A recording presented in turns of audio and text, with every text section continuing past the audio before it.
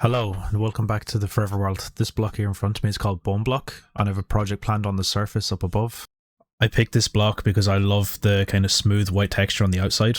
The other blocks I thought about, like wool or quartz or cement, they're not going to cut it. And like cement and quartz can be quite hard to get in large quantities. To get bone block you take bone meal, and it's 3x3, so 9 bone meal to make 1 block. So it's quite expensive considering it's 9 input for 1 output. And that's why we're going to use a skeleton spawner here to make a mob farm. And start generating bones, and therefore bone meal, and therefore bone blocks. Because we're going to need a lot for this project, but I won't spoil that just yet. What you're going to need, including these 2 chests, I suppose depending on how you find your spawner, is quite a lot of blocks. You may need to build quite a lot here around the spawner. You're going to need some buttons. You can use signs, but buttons are cheaper. Some soul sand, a half slab, and a hopper. So let's crack right into it. What you're also going to need for this build is water.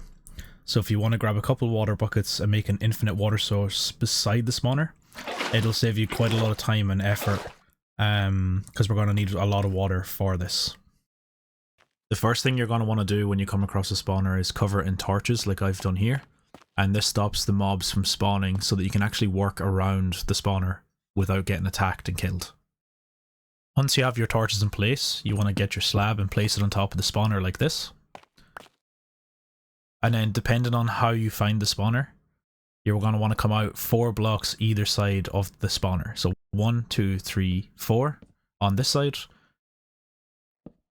1, 2, 3, 4 on this side, and we want to make a square basically, so it's 4 on this side, 1, 2, 3, 4, and 4 here, 1, 2, 3, 4.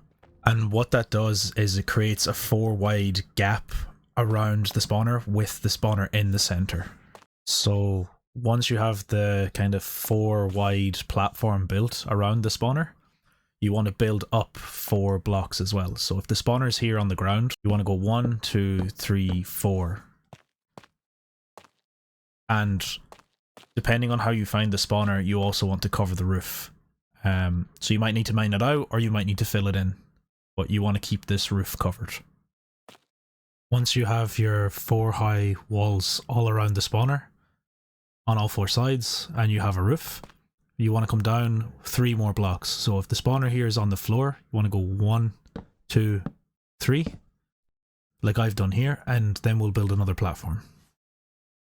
Once you've dug down 3 for the whole room, this is what it'll look like.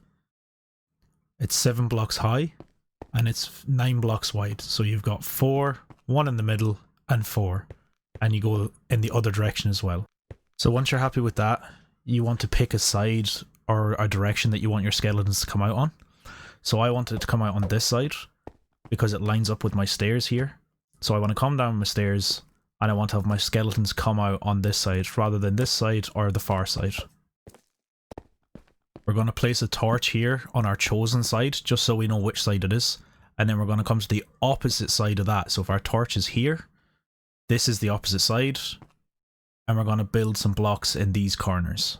So I'm just going to use a different color block here to make it easier. 1, 2, 3, 4. 1, 2, and 1.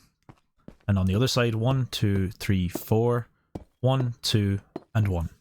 So the room is the same on either side, and it's opposite the side that we want our skeletons to come out. And this is what it should look like.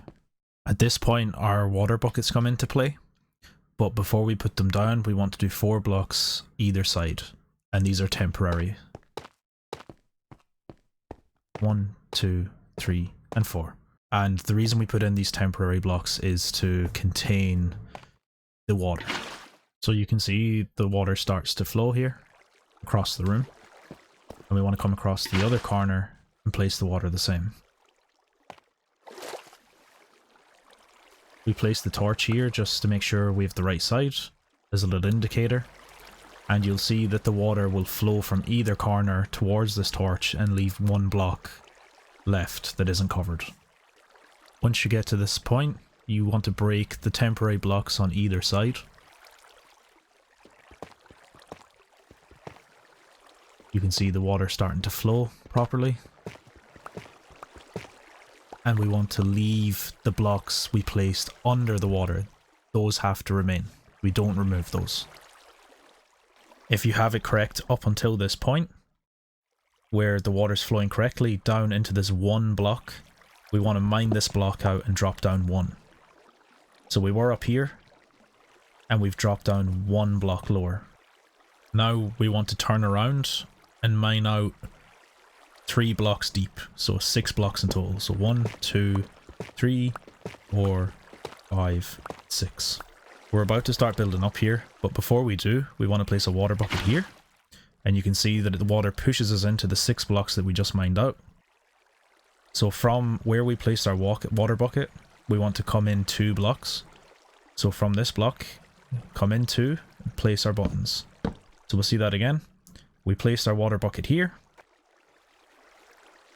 1 and 2, and place our buttons. And you can see that the water is stopped. Off camera, I mined up 23 blocks. So where are we? You come out from your buttons. So remember 1, 2, your buttons are here. You come in 1 and go straight up. 23 blocks up. And this is where we bring in our water buckets. Each one of these blocks, each one of the 23, they have to be a water source. They can't be a running water like this. An easier way to do this is to place a water bucket at the top, one single water bucket, let the water come down, and then use kelp to convert the running water to still water or to a water source. You can do it like this, where you go 1, 2, 3, 4, 5, all the way up, but that's 23 water buckets, and there's a lot of backing over with that, especially when you have to go from the top to the bottom. You don't have to use the kelp. If you can't find kelp, it's not necessary for this, but it just makes this process a little bit easier. So I'm going to go back up to the top here and place my water, and then I'll show you what to do with the kelp. So you can see I've placed my water at the top. It's coming all the way down to the bottom here, but we're not done yet. Take the kelp, swim up the channel, and place all the kelp all the way up to the top. We want to break the kelp again, and once we're happy that every block in our tower is a source block, we can mine out this block here. So this is behind us, buttons are here, and we're mining out the block in the floor under the water. We're going to take our soul sand, and we're going to place our soul sand, and you see the bubbles appear. We'll just show you very quickly. So the skeletons spawn in here, they get pushed by the water, down into the buttons, up into the chimney, and shot up to the top then. And that brings us on to the next step. So coming up, 23 blocks high. If you recall, this is where our spawner is, in this direction. I placed this torch here just as an indicator and to light it up. Spawner's over here. We want to come opposite the spawner, coming away from the spawner. We want to mine out 8 blocks. So 1, 2, 3, 4, 5, 6, 7, 8. So we're coming out 4 blocks. So from the tower 1, 2, 3, and 4. So you can see that the soul sand forces us to the top of the chimney. We can't go down. And when we get to the top of the tower, we start to flow forward away from the spawner. So we have 4 blocks here again. 1, 2, 3, 4. And on the 4th block, we want to place a button to stop the water from flowing. Top of the tower, you get pushed, and then the button stops you going forward. Once you get to this point, we want to dig back down the 23 blocks. So we came up 23, we want to go back down 23.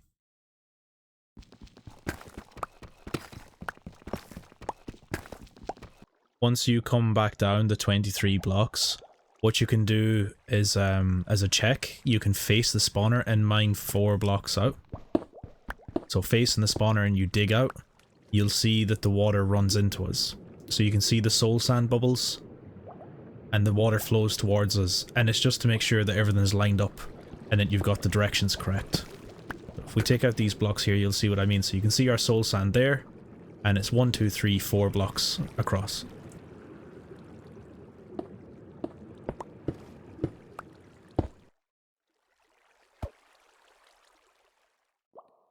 So our skeletons will come across and down and fall down here into this block. So now we really just want to make some space for ourselves. So I've just mined out some space, and I want to take the 2 chests from the start, like I said. We place them either side of the chute, so you can go left or right. You want to take your hopper and place it into the chest. So this little spout here, make sure it's pointing into the chest. And then you want to take your slabs and place them like this. And this means that the skeletons come down. They can't hit us, but we can hit them. They drop their loot into the hopper and it ends up into the chest. We're pretty much set up now. We did a couple of checks along the way to make sure we've got it right. And now all we need to do is go back into the spawner and take out the torches inside. So I left this little bridge here just kind of for easy use, just a bit of like easy access. You can do something similar, and you want to break the torches. You can try and save the torches, but it's easier just to let them go, because you'll see the skeletons spawn almost immediately and it start attacking you.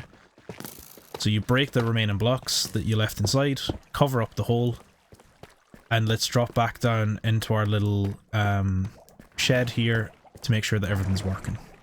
You can actually hear the skeletons go up the soul sand chimney. So some skeletons have spawned, they've come up the chimney, across the top and down, they've taken damage, and rather than use my sword I'm going to use my hand, and you can see because they've taken fall damage it only takes them 1 or 2 hits to kill them. They drop their loot into the hopper here, so the hopper's free because it's already gone into the chest. So we've gotten 5 bones and 5 arrows already, just from a couple of skeletons. So our spawner seems to be working, and that's really it. I hope you learned something. I hope this video was useful to you. And stay tuned to see what the bone block project is on the surface in the Forever World. So that'll be coming in a new video very soon. Once again, thanks very much for listening. And I'll leave it here.